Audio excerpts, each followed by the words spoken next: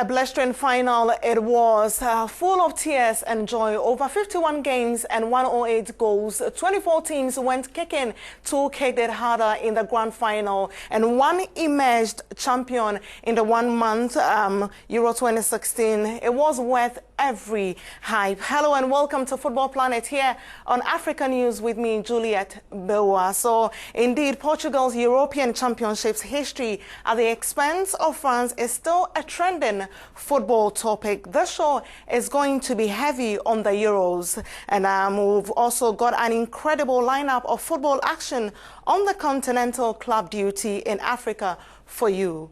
We kick off with the CAF Champions League, which is in the group stages. There's been plenty of action this past few weeks. We have the fixtures coming up for you.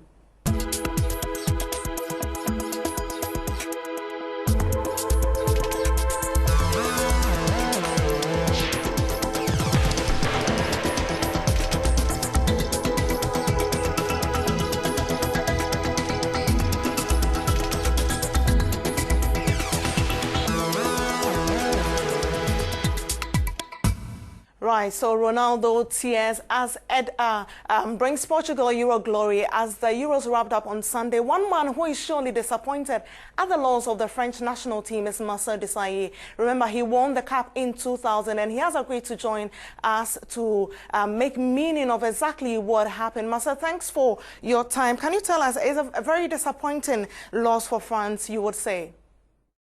Yeah, we really wanted them to make history, you know.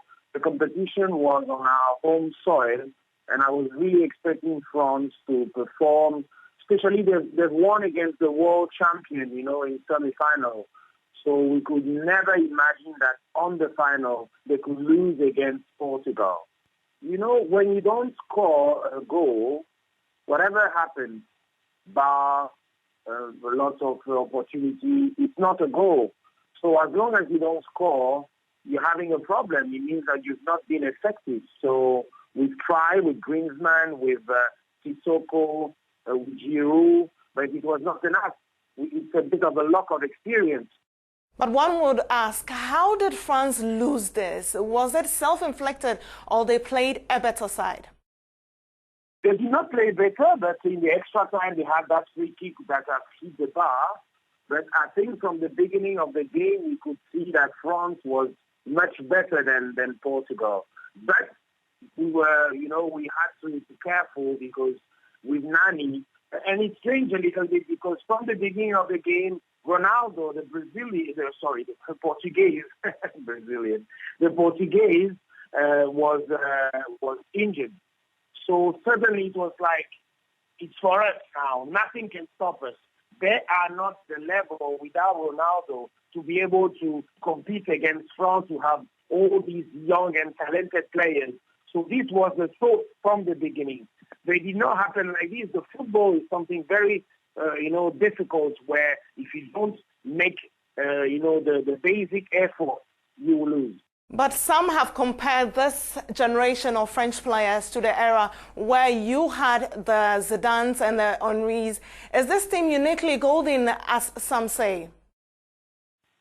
It's difficult. It's true. People want to compare with our generation.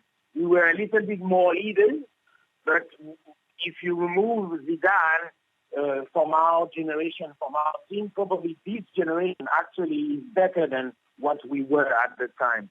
But we were having that leadership, that experience that has made the difference. But unfortunately, probably the fact that the tournament was in France has conditioned the people to think that France was capable to win it. And in fact, they almost won it. But something is missing, you know, how to read the game, how to make the difference, we call it experience. I mean, there's no any other word. Experience to read how the opponent is moving on the field and how to use the best way to make the difference. So, unfortunately, they have a future for Russia that is coming in 2 years' time. We know and we are sure now that we have a top team for the next competition. Marcel, thanks for your time here on Football Planet. I'm still staying with the Euros now. Let's take a look at the past winners of the European Championship.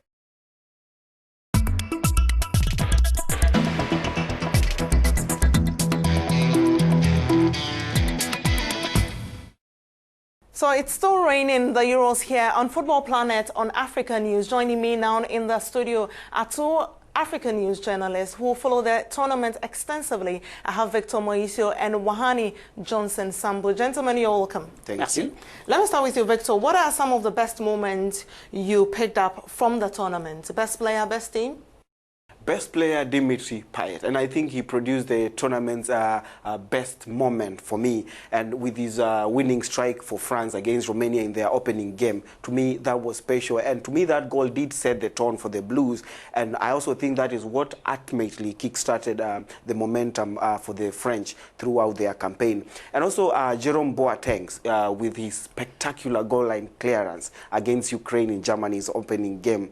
That was absolute brilliance, fantastic stuff from the Bayern Munich star. And he was so proud of his work that he even shared a tweet. A tweet, yeah. Now that is a new fashion. That's a new fashion. Wahani, which teams impressed you the most?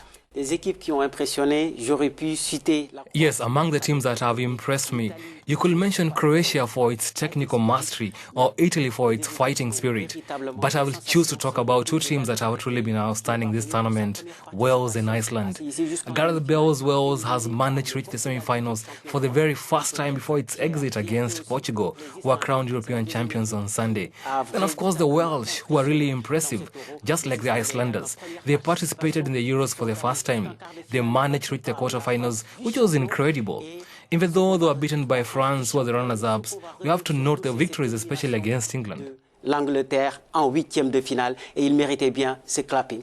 It was the best moment of the tournament, certainly, but certainly there were ugly incidences. Can you recount the worst moment of the tournament? That was between before and after the England-Russia game.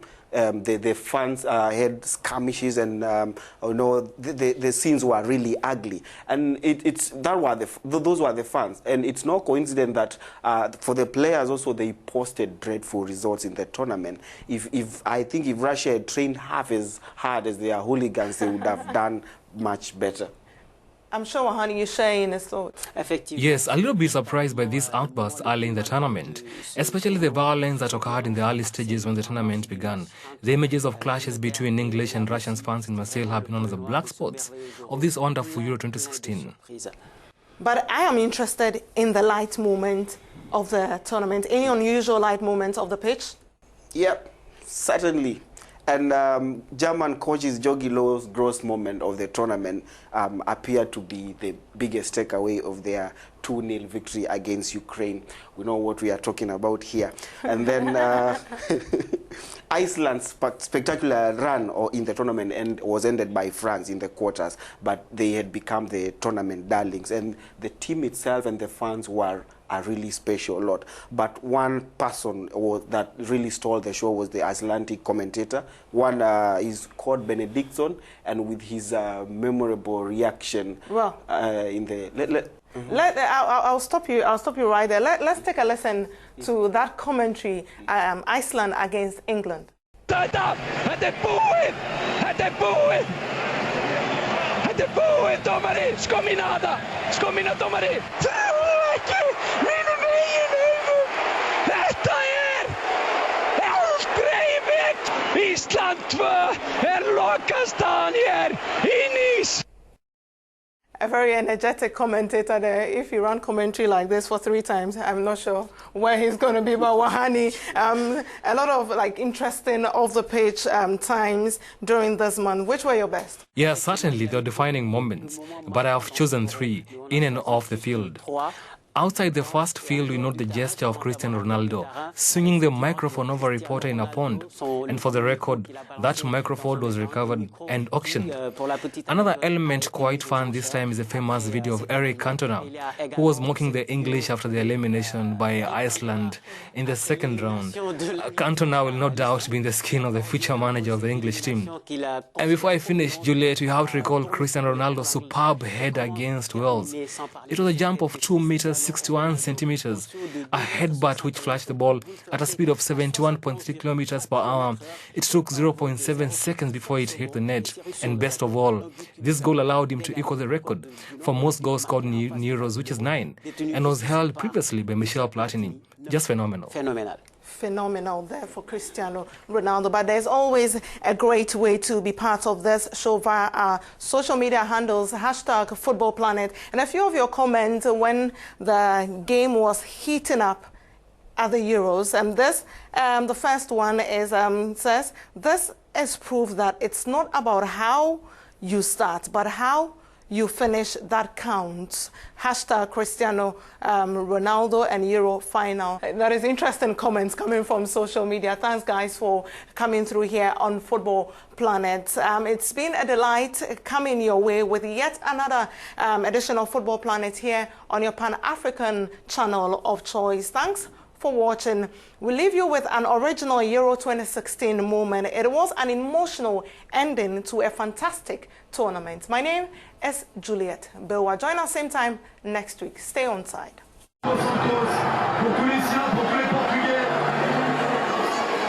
Mesdames, Messieurs, restez avec nous. Après la remise du trophée, on aura le live show ce soir. On verra la Tour Eiffel se rappeler des couleurs pour lesquelles vous avez voté. Ne bougez pas dans quelques instants. Le live show.